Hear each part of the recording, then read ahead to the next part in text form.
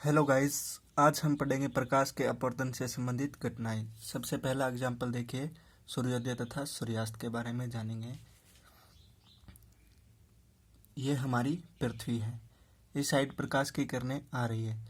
जिस साइड प्रकाश की किरणें दिखाई देती है वहाँ क्या होगा, दिन। और जिस साइड प्रकाश की किरणें दिखाई नहीं देती उस साइड, ये पूरा पोर्शन में यहाँ क्या होगा, नाइट होगी। तो हम इन दो पॉइंटों पर डिस्कस करेंगे। यहाँ बताइए, यहाँ डे होगा या नाइट। तो देखिए, ये प्रकाश की किरण ऐसे आ रही, यहाँ आकर रुक गई। इसके बाद प्रकाश की किरण आगे नहीं बढ़ी तो यहाँ प्रकाश की किरण नहीं दिखाई देगी, तो यहाँ क्या होगा, नाइट। थोड़ी देर बाद में ये पॉइंट रोटेट करके यहाँ आ जाएगा, तो यहाँ क्या हो जाएगा, दिन हो जाएगा। ये पॉइंट थोड़ी देर में रोटेट करके यहाँ आ जाएगा, तो यहाँ क्या, इस पॉइंट पर क्या है, अभी नाइट है और थोड़ी देर बाद में इवनिंग होने वाली है, सुबह होने वाली है।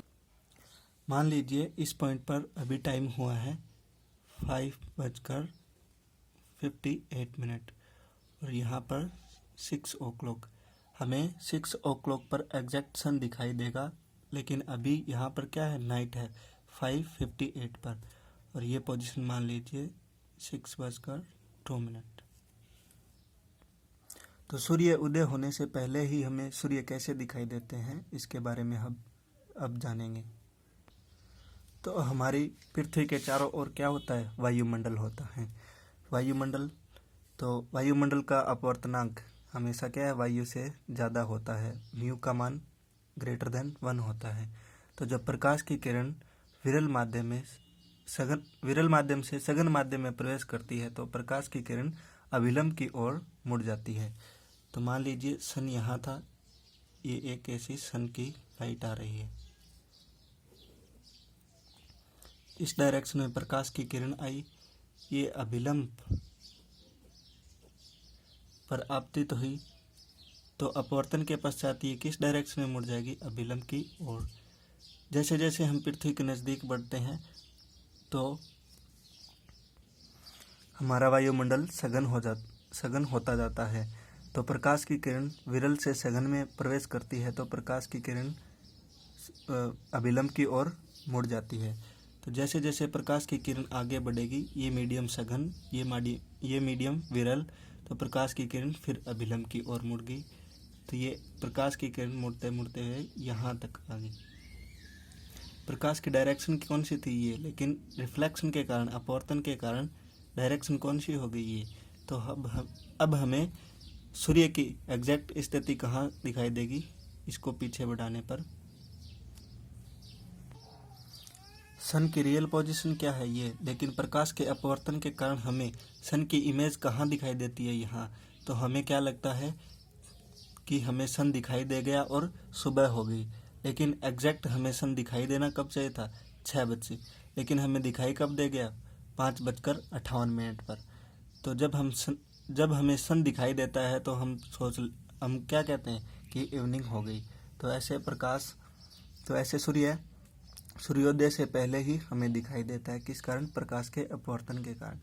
तो ऐसे ही देखते हैं, सूर्यास्त के बाद भी हमें सूर्य दिखाई देता है, कैसे, देखिए। इस बिंदु को देखिए, यहाँ अभी क्या है, प्रकाश की किरणें आ रही हैं, तो यहाँ अभी इवनिंग होगी। थोड़ी देर बाद में ये रोटेट कर यहाँ आ जाएगा, तो यहाँ क्या हो जाएगा, यहाँ प्रकाश की किरणें नहीं आ रही, यहाँ तक आकर रुक गई, तो यहाँ इवनिंग हो जाएगी। लेकिन देखिए, ये प्रकाश की किरण एक ऐसे आ रही थी,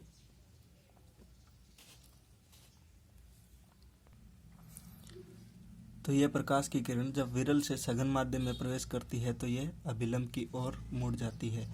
जैसे जैसे हम वायुमंडल के नज़दीक जाते हैं तो माध्यम क्या होता जाता है, सघन होता जाता है और ये प्रकाश की किरण अभिलंब की ओर मुड़ती जाती है।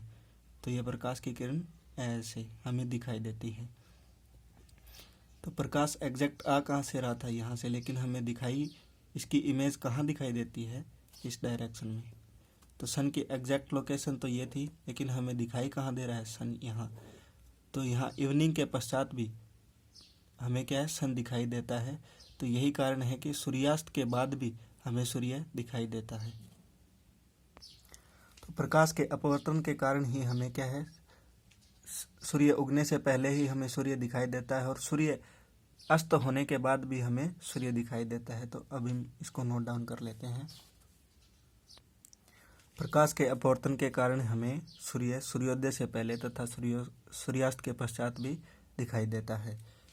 तो ये एग्जाम्पल आपको समझ में आया होगा कि कैसे सूर्य हमें सूर्योदय से पहले एवं सूर्यास्त के पश्चात दिखाई देता है। वीडियो अच्छी लगी हो तो लाइक करना, शेयर करना एंड चैनल को सब्सक्राइब करना, बेल आइकन को ऑल पर रखना ताकि आपको नोटिफिकेशन नई वीडियो के सबसे पहले मिलते रहें।